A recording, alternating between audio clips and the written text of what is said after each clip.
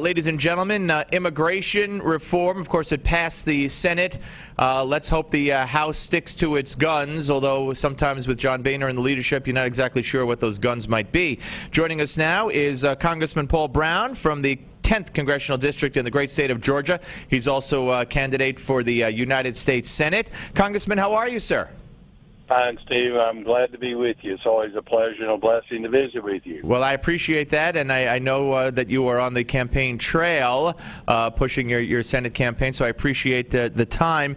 All right, let's talk about House Resolution H.R. 326 that you are certainly pushing, which certainly does satisfy someone like me. Talk about what that would do. Well, this House Resolution 326 that I introduced actually a week ago basically says no amnesty for anybody. We've got to be a nation that is ruled by law, not by man, and we've got what's estimated is 11 million plus illegal aliens in this country that have broken the law. And if we give them amnesty, then it's going to be a tremendous economic burden upon American taxpayers. In fact, it's estimated it's going to cost $54 billion per year to give these illegal aliens amnesty. It's over $14,000 per family for illegal aliens that it's going to cost the taxpayers above what any taxes that they may pay. We cannot afford it. Plus, even more importantly, we must be a nation ruled by law. We see this president, he goes on Jay Leno, and talks about he talks about all the issues with national security. He's making America a joke, and if we don't enforce the laws, we're going to be a joke as a nation, and it just has to stop. Well, I want you to go ahead. We have to uphold the law.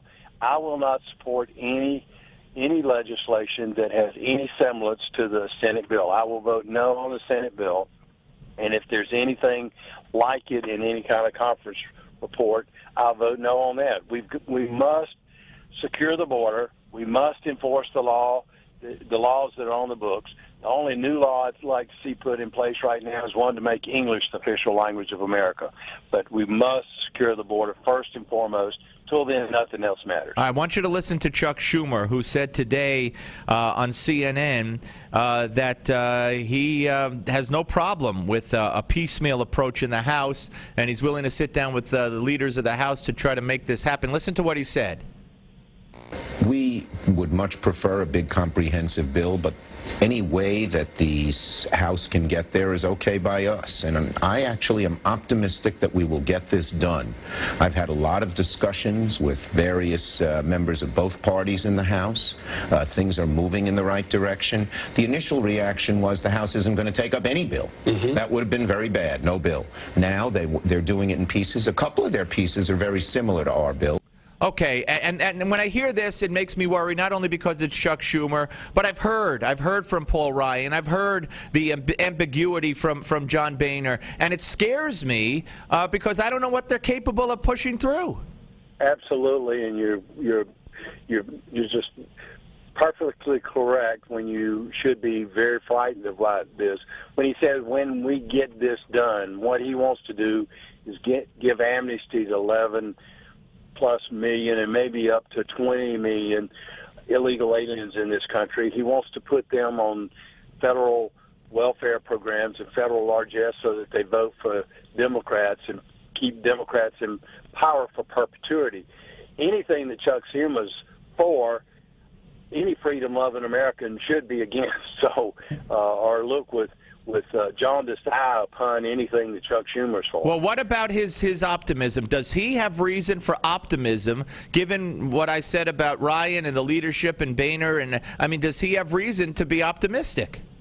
I hope not. I don't know. I know that there are a lot of us that won't vote for any kind of comprehensive bill. Or what really concerns me, Steve, is that if our leadership takes any bill, even one, and conferences it with the Senate comprehensive immigration reform bill. It's not reform, it's an amnesty bill.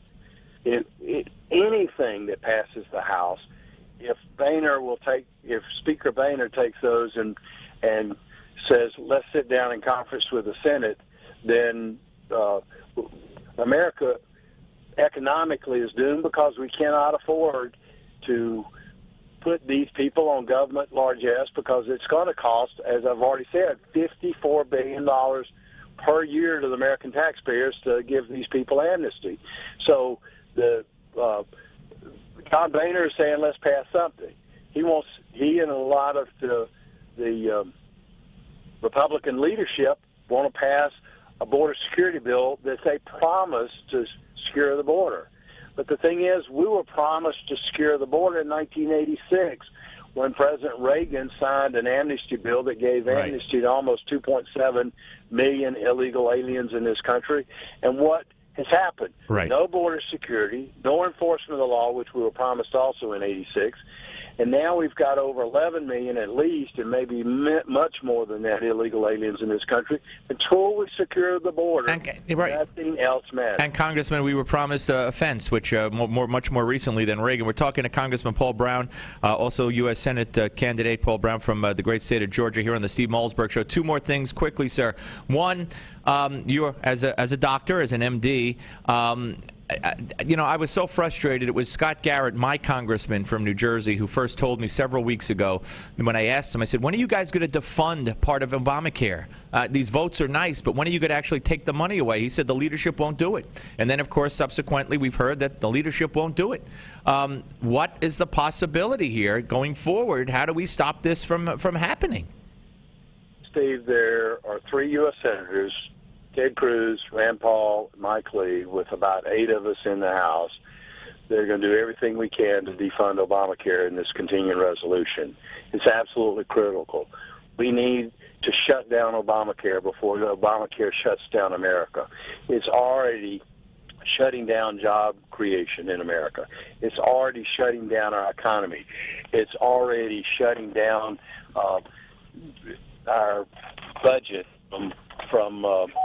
it's already shutting down the budget from family budgets, and will shut down the federal budget. It's going to shut down our liberty, and it's absolutely critical that we shut down Obamacare. What are the chances, sir? What do you think the chances are that maybe part of it, something that could cripple it, the IRS agents funding, something will be defunded? Any chance? Well, yes, there is a big chance, and that's when we, the people, rise up and tell their members of Congress in the House and the Senate, if you fund Obamacare in this continuing resolution, we're going to get rid of you. If you don't shut down Obamacare, we're going to shut you down. We're going to find somebody else to replace you. That's the way to shut down Obamacare and defund it, and that's what I'm looking into whatever I can do, and I've been leading that charge of trying to educate and mobilize the most powerful political force in America, and that's embodied in the first 3 words of the U.S. Constitution. We, the people, to tell their congressmen, tell their senators, if you don't defund Obamacare in this continuing resolution, and it must be done in this continuing resolution because Obamacare goes into effect October 1st. And then there's no turning back. Absolutely. There's no turning back. And we've got to defund Obamacare, and that's what I'm fighting. One more quickly. The president canceling his meeting at the G20 summit, his one-on-one meeting with Vladimir Putin, believed to be because of Snowden, although the White House gave a bunch of other issues. What's your take on that? Well, we've got to work with other countries around the world, and I think he's wrong in this. I guess he's making a political statement, but this administration has been totally inept in foreign policy, and I think this is a reflection of the ineptness of his State Department, the Secretary of State, previous one as well as this one, about how poorly we are seen across the world, because we have not been the strong nation that America has been in the past and capable of being. You see, I have a strong belief in liberty. I have a strong belief in the American people. I have a strong belief in the things that have made this America great. Both parties are destroying it by spending too much money. We're spending too much. We're taxing too much. We're regulating too much. We're borrowing too much. Government is sticking its ugly nose into our business too much. And it must stop, and that's what I'm fighting for. Congressman, thank you very much for your time, sir. Good luck on the campaign trail. Thank you. People can check me out. PaulBroun.com is PaulBroun.com. I was going to say BROUN, PaulBroun.com. Right. They can sign up for email newsletters, be a friend on Facebook, and they can send me money right there on PaulBroun.com. Okay. Thank you, Congressman. Thank you very much. All right, folks. Steve Malzberg, thank you. Steve